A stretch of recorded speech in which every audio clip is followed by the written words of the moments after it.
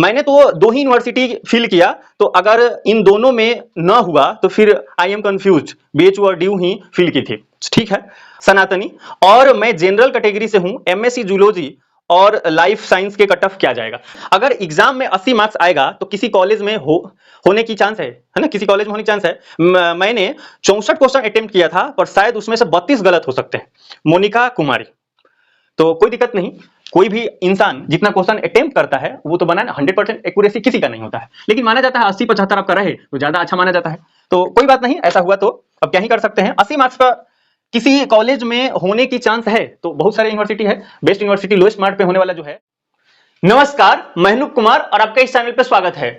आप सबने पिछले कुछ वीडियोस में बहुत सारे कमेंट्स किए, बहुत सारे क्वेश्चन पूछे आपने। मैंने हर किसी को टेक्स्ट फॉर्मेट में रिप्लाई दे दिया है, और जिसको नहीं दिया है जितना जल्दी हो सकता है मैं रिप्लाई दूंगा। उसमें से कुछ क्वेश्चंस बहुत ही लाजमी है, हर किसी को जानना जरूरी है। वैसे क्वेश्चन को मैंने स्क्रीनशॉट लिया है जो कि अभी आपको डिस्कस करने वाला हूं। इसमें हो सकता है कि आपका क्वेश्चन हो, और यदि आपका क्वेश्चन नहीं हो तो भी आप देखिए, क्योंकि इस क्वेश्चन को आप देखेंगे तो आपको पहले प्रॉब्लम होगा, है ना, और उसके बाद उस प्रॉब्लम का फिर मैं सॉल्यूशन आपको बता दूंगा, तो आपको बहुत सारी चीजें पता चल जाएगा, है ना। तो इस चीजों को देखते हैं, तो शुरू करते हैं। भाइयों और बहनों, कहने से आप घबराइए नहीं, मैं कोई टैक्स वगैरह नहीं लगाने वाला हूं और ना ही मैं नोटबंदी करने वाला हूं। तो पहला क्वेश्चन लेते हैं। इसमें बहुत सारे क्वेश्चंस है, आप बगल में देख भी रहे होंगे। सर अभी तो 6 सेमेस्टर का एग्जाम होगा, तो अभी रिजल्ट नहीं आया है पूरा, जितना रहेगा डॉक्यूमेंट रिजल्ट का उतना लगा देंगे। ये बात बहुत इंपॉर्टेंट हो गया कि सीयूटी पीजी का एग्जाम आप अप्रैल में दे सकते हैं। तो बहुत सारे लोगों का अगर सेमेस्टर वाइज है तो 6 सेमेस्टर का एग्जाम होने वाला है, और यदि ईयरली चल रहा है तो उनका 3rd ईयर का एग्जाम होने वाला है। अब इसका मार्कशीट नहीं आया है, बहुत सारी चीजें रुकी हुई है, और जब आप काउंसलिंग करेंगे तो उसमें आपसे जो ग्रेजुएशन का सर्टिफिकेट है वो मांगेंगे, मार्कशीट मांगेंगे, फिर क्या कर सकते हैं। तो जितना रहेगा उतना लगाएंगे, एकदम आप सही बोले, है ना। अचीवर साइन लाइफ, तो इसमें आपको करना क्या है, जितना डॉक्यूमेंट होगा उसको आपको लगाना है, और जब आप काउंसलिंग करेंगे ना तो उसमें जो अपलोड करना होगा समथिंग केबी में, जितना वो देंगे इंस्ट्रक्शन उतना में आपको करना है। तो क्या कीजिए, जब वो डॉक्यूमेंट आपके पास नहीं रहेगा तो आप एक सादा पेपर पे आप अपना लिख दीजिए क्यूरीज कि हाँ हमको ये प्रॉब्लम है, इसको अंडरटेकिंग बोलते हैं। तो इसको लिख दीजिए और उसमें डेट दे दीजिए कि हाँ जब हम वेरिफिकेशन कराएंगे तो ये चीज मैं अपलोड करूंगा, और इसको आप अपलोड कर दीजिए, फोटो लेकर के उसको अपलोड कर देना है जितना वो केबी में मांग रहे हैं। तो ये आपको करना है, और जब आप वेरिफिकेशन कराने जाएंगे जिस समय, तो उस समय आपको ये डॉक्यूमेंट आप वहां उपलब्ध कराएंगे। हो सकता है उस दिन भी नहीं है, क्योंकि आपके माइग्रेशन लेंगे वो। अब माइग्रेशन अगर आपका उस दिन नहीं आया, या मान लीजिए आपके सर्टिफिकेट ही नहीं प्राप्त हुए हैं, तो फिर क्या कीजिएगा, फिर वहां जाना है वेरिफिकेशन कराने, और अंडरटेकिंग वो फॉर्म देंगे, फिर आपको फिल करना है, और उसमें लिखना है कि हाँ मैं 1 महीना या 2 महीना बाद फिर से मैं उपलब्ध करा दूंगा। ऐसा भी ऑप्शन मिलेगा, क्योंकि अपियरिंग में है, बहुत सारे स्टेट यूनिवर्सिटी लेट से आपको डॉक्यूमेंट देगी, तो क्या करेंगे उस समय। तो ये व्यवधान है, प्रोसेस है कि आप अंडरटेकिंग डाल देंगे। मैं आपको जानकारी बताऊं, जब मैं सेंट्रल यूनिवर्सिटी गुजरात गया था तो वहां अंडरटेकिंग डालने का मेरे पास सारा डॉक्यूमेंट था, क्योंकि मैं नालंदा ओपन यूनिवर्सिटी से था, तो वो 1 साल और लेट चल रहे थे, तो बीच में ही दे दिया, तो सब हो गया था, मेरे पास सब कुछ था। लेकिन मैं यहां गया गुजरात, बिहार से वहां बहुत दूर था, तो मैंने क्या सोचा कि माइग्रेशन नहीं देते हैं, क्योंकि हर चीज का वो फोटो कॉपी लेते हैं, देखते ओरिजिनल है, लेते फोटो कॉपी है, लेकिन एक चीज आपको ओरिजिनल लेंगे, माइग्रेशन। अब माइग्रेशन दे देंगे ओरिजिनल, फिर दूसरी जगह आपको वेरिफिकेशन कराना होगा, तो कैसे कराएंगे, है ना, क्यों वहां अगर आपको फाइनली लेना होगा। तो मैं यहां लेना चाह नहीं रहा था, लेकिन फिर डरे ले लिया कि कहीं पता नहीं आएगा किसी यूनिवर्सिटी में या नहीं आएगा, बीएचयू में आएगा कि नहीं। तो जानकारी के लिए मैं बता दूं, MA in political science BHU से अभी मैं कर रहा हूं।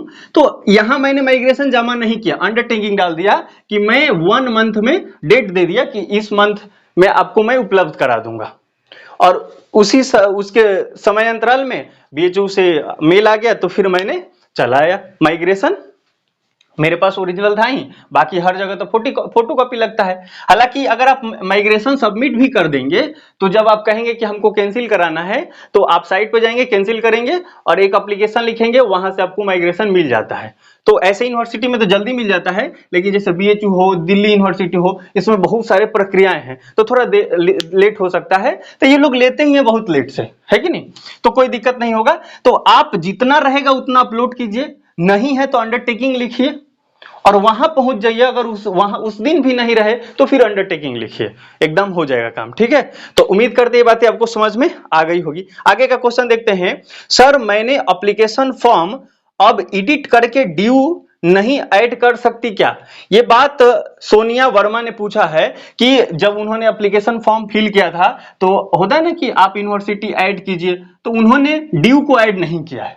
हो सकता है कि आप किसी अदर यूनिवर्सिटी को ऐड नहीं किए हो, तो क्या इसको एडिट करके ऐड कर सकते हैं? तो सबसे पहले तो मैं ये बोलूंगा आईडी पासवर्ड आपके पास है, आप लॉगिन कर करके चेक करते रहिएगा, ये आपका काम है। ऐड हो रहा है तो ऐड कर दीजिए और नहीं हो रहा है तो क्या कीजिए, कोई उपाय नहीं है। हालांकि ये ऐड होगा नहीं, जहां तक संभावना है ये ऐड नहीं होगा, आप इसमें काउंसलिंग भी नहीं कर सकते हैं। अगर होगा बाई चांस आप देखते रहिएगा, अगर होगा तो आप कर लीजिएगा, लेकिन ऐसा कोई प्रावधान नहीं है कि अगर आपने काउंसलिंग में इसको ऐड नहीं किया है तो काउंसलिंग में पार्टिसिपेट नहीं कर सकते। हाँ, कुछ यूनिवर्सिटी का जब सीट खाली रह जाएगा तो वो आपको मौका देंगे पुनः रजिस्ट्रेशन का, सब पूरा प्रक्रिया करने का, काउंसलिंग में पार्टिसिपेट करने का। तो उस समय आप उसमें भाग लिए, ऐड किए थे नहीं किए थे, वो ले लेते हैं क्योंकि उनको सीट फुल करना है। पिछले साल 2023 में सेंट्रल यूनिवर्सिटी पंजाब ने ऐसा किया था, है ना? तो ऐसा जब सीट खाली रह जाता है तो पुनः वो प्रक्रिया कराते हैं, काउंसलिंग फिर से होती है तो वो हो जाता है ना? तो ये ऐड करके आप देखिए जिस यूनिवर्सिटी में आप चाहते हैं, अगर होता है तो अच्छी बात है, नहीं होता है तो, क्योंकि बहुत सारी यूनिवर्सिटी लेट से ऐड हुई है तो हो सकता है कि आपको मौका मिल जाए। आगे देखते हैं। आगे क्वेश्चन है, सर मैंने हिंदी पीजी में दिया था, मुझे कितना नंबर चाहिए? इन कट ऑफ पूछ रहे हैं और मैं पॉलिटिकल साइंस हूं और हिंदी का मुझे पता नहीं। एक और है जो संस्कृत का उन्होंने पूछा है। तो अभी कॉलेज जो यूनिवर्सिटी है वो तो 30 तक ले बंद है होली के लिए, 30 अप्रैल तक। तो इसके बाद जब कॉलेज खुलेगा तो मैं स्टूडेंट से मिल करके कट ऑफ पता करूंगा, फिर आपको मैं बता दूंगा किसी वीडियो में, लेटेस्ट वीडियो में। 30 अप्रैल के बाद आप मुझे याद दिलाइएगा, बाकी हमें याद रहेगा तो मैं पक्का, मतलब याद तो रहेगा ही। तो इस चीज को आपको कर लेना है। मैं ऐसा क्यों कह रहा हूं, पूछना पड़ेगा, क्योंकि जो बीएचयू है और Hyderabad university, university of Hyderabad और यूनिवर्सिटी ऑफ दिल्ली, है ना, यूनिवर्सिटी ऑफ दिल्ली, ये तीनों यूनिवर्सिटी ने अपना कट ऑफ नहीं जारी किया था, वो केवल नाम और उनके पास मेल आता था। तो ऐसे में पता नहीं चलता था कि कितने मार्क्स में कितना हुआ। बाकी सारी यूनिवर्सिटी ने लिस्ट जारी किया है कि हाँ इस फेज में फेज 1 फेज 2 ऐसे करके कि इतना स्टूडेंट का हो रहा है, उसका इतना मिनिमम मार्क्स होगा तो इसके बाद इसका हो जा रहा है। लेकिन ये तीनों ने बहुत गुप्त रूप से काम किया था। तो चलिए कोई बात नहीं, मैं बीएचयू का पता करूंगा, है ना।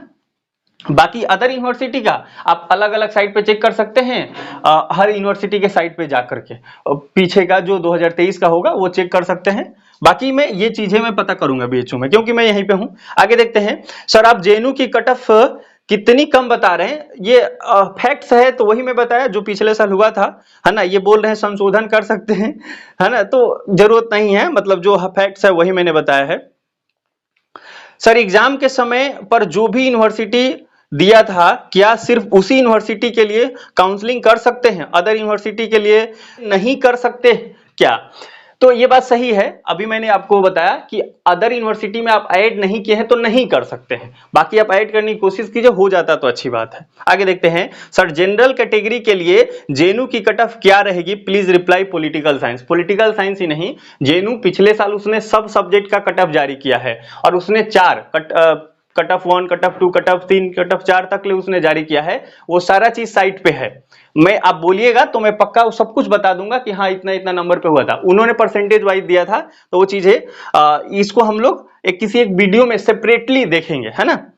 तो सुरभि झा है, तो इसका हम रिप्लाई तो दे ही दिए हैं, बाकी मैं इसका वीडियो बनाऊंगा। आगे देखते हैं। सर एबीसी आईडी बनाना जरूरी है क्या रजिस्ट्रेशन के लिए? तो ये बात सही है, एबीसी आईडी बनाना जरूरी नहीं है। आप नहीं बनाएंगे तो कोई दिक्कत नहीं है। आप ये देखिए, जब भी कुछ आप काउंसलिंग या फॉर्म भरते हैं ना तो वहां पर स्टार रहता है। अगर लाल मार्क्स में अगर आपको स्टार दिखेगा ना, स्टार, तो आप समझिए कि वो देना मैंडेटरी है, लेकिन अगर स्टार नहीं है तो समझिए मैंडेटरी नहीं है। तो एबीसीआईडी में अभी तक ले पिछले साल भी या इस साल भी यूजी का भी फॉर्म भरा रहा था, तो उसमें एबीसीआईडी पे स्टार नहीं आ रहा है, लेकिन ये बहुत जरूरी है, ये आपको बना लेना चाहिए और जितना जल्दी बना लेंगे अच्छा रहेगा, है ना, क्योंकि आगे की प्रक्रियाएं में नया है, लेकिन धीरे धीरे इसकी जरूरत पड़ती जाएगी। तो आप बना सकते हैं तो बनाइए, बहुत आसान है।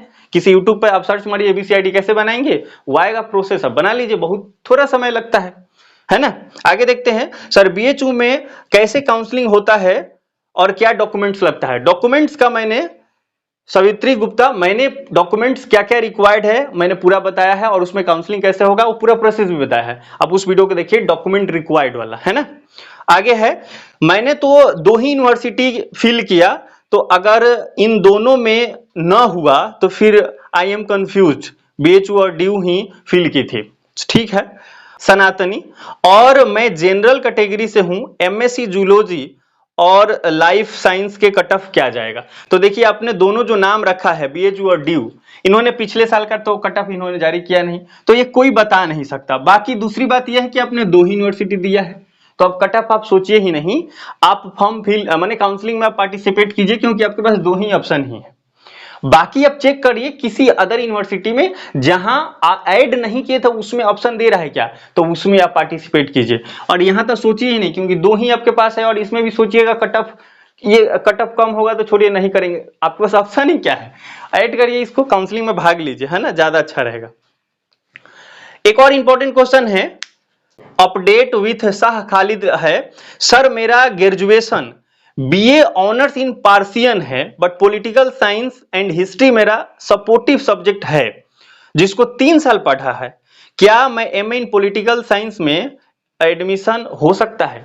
आपने बात बहुत अच्छी पूछी, है ना। तो देखते हैं कि आपने बीए किया है पार्सियन से, बीए ऑनर्स आपने पार्सियन से किया है। अब बात आता है कि आप पॉलिटिकल साइंस कर सकते हैं कि नहीं। तो दुनिया के जितने यूनिवर्सिटी है आमतौर पे ये व्यवस्था होता है कि आप पीछे क्या पढ़ के आए हैं उससे मतलब नहीं है, आप अभी एग्जाम में पास हुए हैं, आपका कट ऑफ मेरिट में नाम आया है कि नहीं, तो आपका एडमिशन हो जाता है कि नहीं। तो अगर मैं आपको जानकारी बताऊं तो केवल बीएचयू जो है अभी तक हमारे नजर में, जो कि कहता है कि आप बीए जिस सब्जेक्ट से किए हैं उसी सब्जेक्ट से एमए कीजिएगा, केवल ये कह रहा है। बाकी सारी यूनिवर्सिटी अपने टीएनसी दिए हैं, हाँ, कि आपका 55% मार्क्स होना चाहिए, कोई बोल रहा है 50% होना चाहिए बीए में, तो ये सब तो ठीक है। कुछ यूनिवर्सिटी डायरेक्ट कहते हैं कि आपको केवल ग्रेजुएट होना है किसी रिकॉग्नाइज्ड यूनिवर्सिटी से, केवल बीएचयू कहता है नहीं, पीछे जो पढ़े वही पढ़ सकते हो। तो आप केवल बीएचयू में तो नहीं कर सकते, बाकी जेएनयू, दिल्ली यूनिवर्सिटी, है ना, ऐसे बहुत सारे जो 2009 में central university Haryana, central university Gujarat, central university Punjab, central university Himachal Pradesh, ऐसे जो यूनिवर्सिटी खुले हैं इसमें ज्यादा टीएनसी नहीं है, तो आप इसमें पार्टिसिपेट कर सकते हैं, है ना। तो आगे क्वेश्चन देखते हैं, सर ओबीसी एनसीएल भी क्या 1 अप्रैल के बाद होना चाहिए, मैंने तो रिसेंटली बनवाया है ना, वो काम नहीं आएगा। तो ये आसिफ अली शाह है, सॉरी पर अगर आपका नाम नहीं पढ़ पा रहे हैं, आस्था सिंह और नितेश तिवारी, इन तीनों का यही कमेंट्स है, तो इसको हम लोग ले लेते हैं। हालांकि ये दोनों हैं वो ईडब्ल्यूएस के बारे में बात कर रहे हैं, तो इनका कहना है कि रिसेंटली हमने बनवाया है और फॉर्म अप्लाई किया है ना, सीयूटीपीजी का, तो क्या जब हम काउंसलिंग में जाएंगे तो हमें नया की जरूरत पड़ेगा। तो देखिए ओबीसी एनसीएल उन्होंने बाकायदा लिखा है, तो इसलिए आपको इस पर ध्यान देना पड़ेगा। ओबीसी एनसीएल और ईडब्ल्यूएस इस दोनों से क्या होता है, आपको आरक्षण मिल रहा है सीटों में।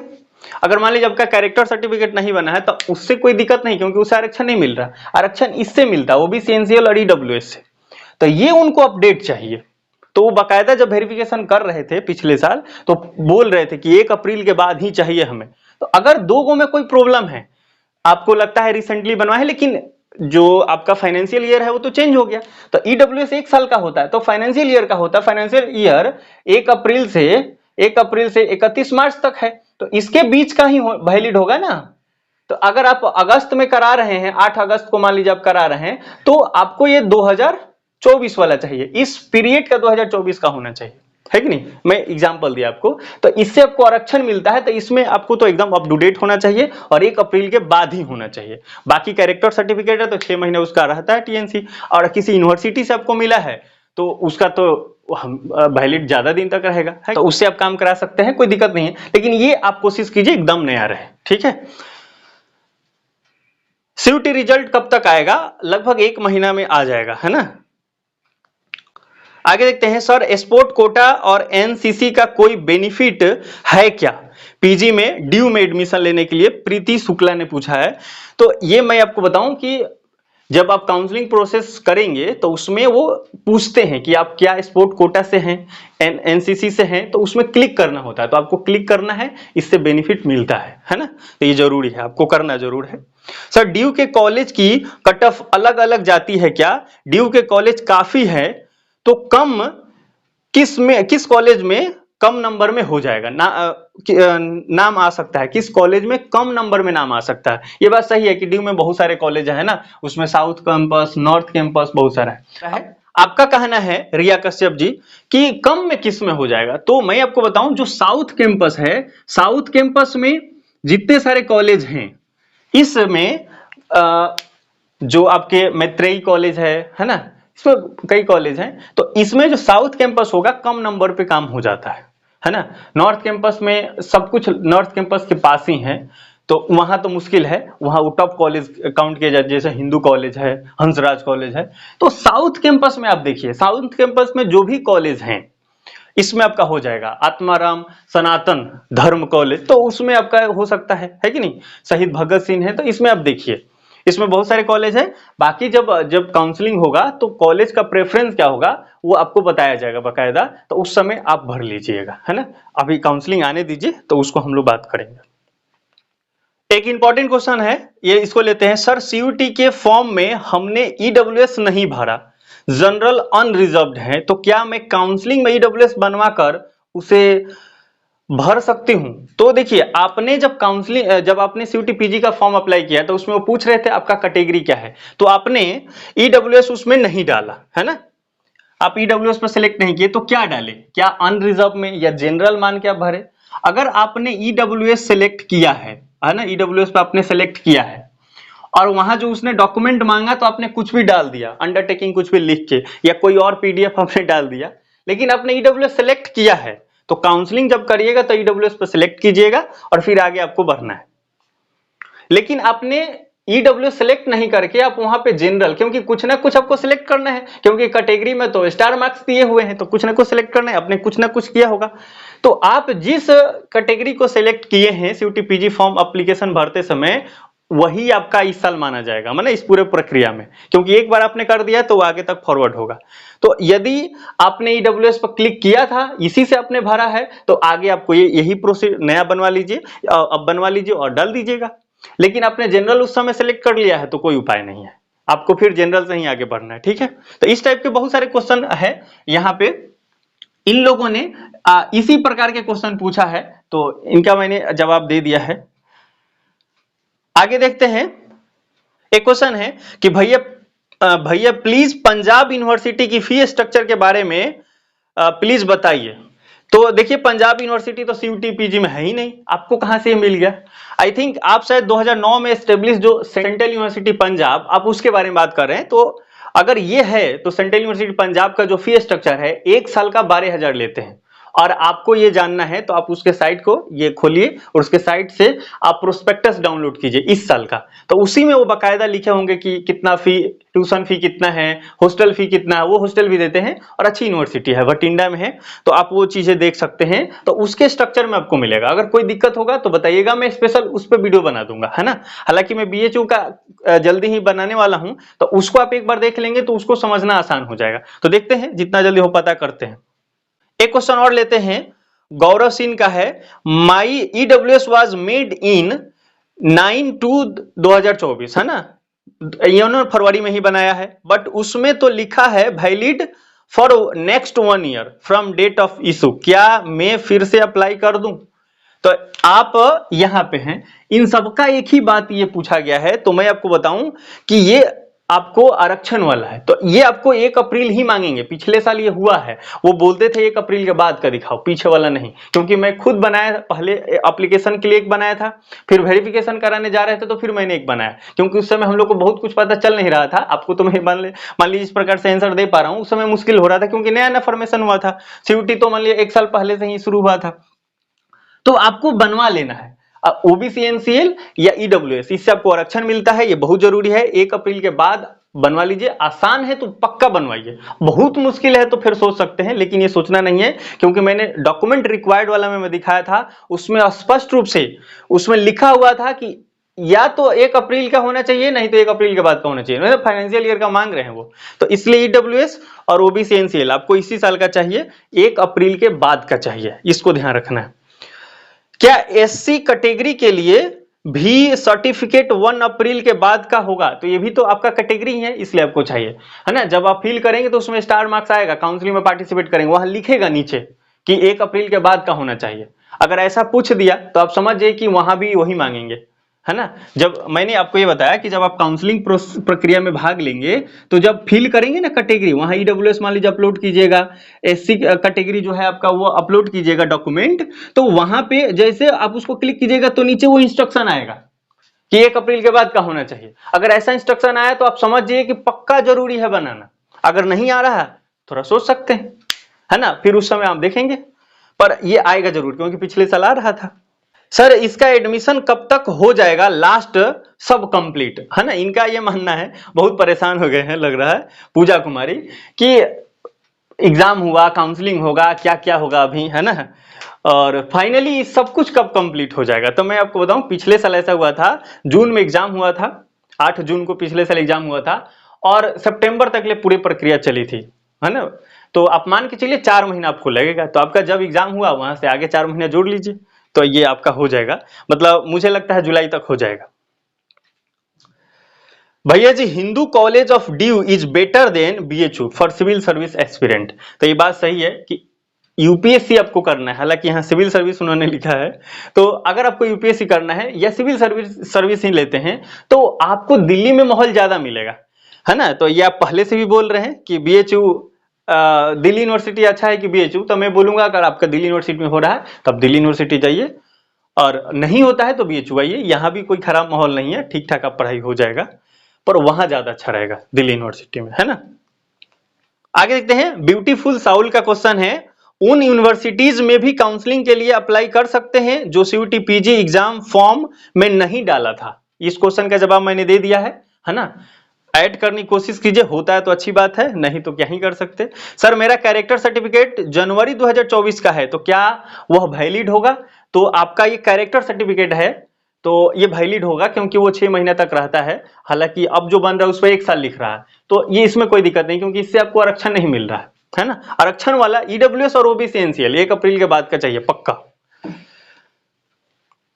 सर मैथ एमएससी करना चाहता हूं, 100+ मार्क्स आ रहे हैं, तो क्या central university of south Bihar में हो जाएगा या फिर सेंट्रल यूनिवर्सिटी ऑफ पेंडुचेरी या कोई फिर और कोई सेंट्रल? तो 100 नंबर पे साउथ बिहार जो आपका चाहिए कहीं नहीं मिलेगा भाई। उसमें तो पिछले साल लिखा था ऑल एडमिटेड, है ना, जितना ने फॉर्म भरा सबका हो गया। बहुत सारे लोग वहां फॉर्म ही नहीं भरने जाते हैं, तो आपका 100 मार्क्स तो बहुत है, तो आप वहां पहले ट्राई नहीं कीजिए, कुछ और देखिए। अच्छा यूनिवर्सिटी वो भी है, पर आप चाहते हैं कि उससे भी कुछ नामी गिनामी में एडमिशन हो, तो वहां अप्लाई करिए, और वहां तो पक्का अप्लाई कीजिए। और आप चाहते हैं कि नहीं मैं वहीं रहूंगा, हो सकता है आपका घर आसपास में हो, तो आप पक्का करिए, आपका 100 मार्क्स तो हो जाएगा। साउथ बिहार में तो पक्का हो जाएगा, सेंट्रल यूनिवर्सिटी साउथ बिहार में। मुझे हिस्ट्री से पीजी करना है और मेरा ज्योग्राफी ऑनर्स है, उसके लिए एंट्रेंस का सिलेबस कौन सा सब्जेक्ट से रहेगा? प्लीज रिप्लाई सर, है ना। अंकित यादव, आई थिंक आप अगला साल देने वाले हैं, तो आपको हिस्ट्री से पीजी करना है और ज्योग्राफी ऑनर्स आपका है, तो आप हिस्ट्री से पीजी करना है ना, तो आपको हिस्ट्री का एग्जाम देना है, तो हिस्ट्री का सिलेबस आपको डाउनलोड करना है और हिस्ट्री पढ़ना है ना। और बीएचयू में आपका एडमिशन नहीं हो पाएगा, जेएनयू दिल्ली बाकी यूनिवर्सिटी में आपका एडमिशन हो जाएगा, क्योंकि बीएचयू क्या कहता है, पीछे से जो पढ़ते आए हैं वही पढ़ सकते हैं, है कि नहीं। आगे देखते हैं, व्हाट इज काउंसलिंग प्रोसेस। ये तो बहुत आश्चर्यजनक बात है कि काउंसलिंग प्रोसेस क्या होता है। है ना, इनको मालूम नहीं है। तो ये दुख की बात है, इतना नॉन सीरियस होना ठीक बात नहीं है। तो मैं आपको फिलहाल बता देता हूं कि नाम नहीं बताऊंगा। काउंसलिंग प्रोसेस क्या होता है, आपने एग्जाम दिया, एग्जाम के बाद स्कोर कार्ड एनटीए जारी कर देगा और उसके बाद आपको हर यूनिवर्सिटी में जहां आप चाहते हैं एडमिशन कराना, उसके पोर्टल पे आपको काउंसलिंग कराना है। यानी कि आपको प्रक्रिया में भाग लेना कि हाँ मैं इस यूनिवर्सिटी में एडमिशन लेंगे और उसका जितना सीट है उसके हिसाब से, अब बहुत सारे आपके ज्यादा नंबर, आपसे ज्यादा नंबर, आपसे ज्यादा नंबर, ऐसे बहुत सारे लोगों ने अप्लाई कर दिया, तो किसको लेंगे, वो ज्यादा जिसका नंबर है तो उसका मेरिट लिस्ट बनेगा और उसमें अगर आपका नाम आया तो एडमिशन होगा, और मेरिट लिस्ट में आप नहीं आए तो आपका एडमिशन नहीं हो पाएगा। वो लिस्ट 1 लिस्ट 2 ऐसे निकालते जाएंगे जैसे जैसे होगा। तो इसी को बोलते हैं काउंसलिंग प्रक्रिया, है ना। तो ये आपको कराना होता है। आगे देखते हैं, अगर एग्जाम में 80 मार्क्स आएगा तो किसी कॉलेज में होने की चांस है ना, किसी कॉलेज में होने की चांस है। मैंने 64 क्वेश्चन अटेम्प्ट किया था पर शायद उसमें से 32 गलत हो सकते हैं। मोनिका कुमारी। तो कोई दिक्कत नहीं, कोई भी इंसान जितना क्वेश्चन अटेम्प्ट करता है वो तो बनाए ना, 100% एक्यूरेसी किसी का नहीं होता है, लेकिन माना जाता है 80-75 आपका रहे तो ज्यादा अच्छा माना जाता है। तो कोई बात नहीं, ऐसा हुआ तो अब क्या ही कर सकते हैं। 80 मार्क्स पर किसी कॉलेज में होने की चांस है तो बहुत सारे यूनिवर्सिटी है। बेस्ट यूनिवर्सिटी लोएस्ट मार्क पे होने वाला जो है, आप तो सेंट्रल यूनिवर्सिटी गुजरात जा सकते हैं तो वहां जाइए, अच्छा यूनिवर्सिटी है, इंग्लिश का प्रॉपर माहौल है ना। उसके बाद बहुत सारे बच्चों को टेक केयर खूब होता है यहाँ पे। सेंट्रल यूनिवर्सिटी साउथ बिहार है, यहाँ पे आप जा सकते हैं। और 2009 में जितने सारे सेंट्रल यूनिवर्सिटी एस्टेब्लिश हुए हैं उसके लास्ट में, शुरू में तो सबका कट ऑफ हाई जाएगा, लेकिन लास्ट में ऐसा होते जाएगा कि आपका वहां एडमिशन हो जाएगा। 80 मार्क्स छोड़िए, वहां तो अब जब सीट पूरा खाली हो जाता है तो प्रक्रिया फिर से करना पड़ता है। सेंट्रल यूनिवर्सिटी पंजाब ऐसा हुआ था पिछले बार, है ना। साउथ बिहार में ऑल एडमिटेड, वाह क्या बात है ना, मैक्सिमम सब्जेक्ट में। तो आप ऐसा कर सकते हैं। तो ये खत्म हो गया। अगर किन्हीं का क्वेश्चन छूट गया है तो इसका मतलब मैं वो देखा नहीं हूं, बहुत सारे क्वेश्चन आए हुए हैं। तो अब अगले वीडियोस में जब हम लोग आपके सवालों का जवाब 3 वीडियो बनाएंगे तो उसमें आपको मैं दे दूंगा, बाकी टेक्स्ट फॉर्मेट में जितना जल्दी हो जाए उतना जल्दी दे दूंगा। तो मिलते हैं अगले किसी इंटरेस्टिंग टॉपिक के साथ। तब तक आप कॉन्शियस रहिए, रिलैक्स रहिए, जो आने दीजिए स्कोर कार्ड, जैसा देखते हैं जो होगा। फिर काउंसलिंग प्रक्रिया कैसे होगी स्टेप बाय स्टेप आपको मैं बताते चलूंगा। अगर आप चैनल पर न्यू हैं तो सब्सक्राइब जरूर कीजिए और वीडियो को लाइक जरूर कीजिएगा। इससे फायदा होता क्या है कि यूट्यूब रीच बढ़ाता है और वीडियो को आगे दूसरे के पास भेजता है, इससे हमें भी मोटिवेशन मिलता है। तो लाइक जरूर कीजिएगा। कोई भी क्वेरी रह गया कमेंट जरूर कीजिए। मिलते हैं अगले वीडियो में। जय हिंद, जय भारत।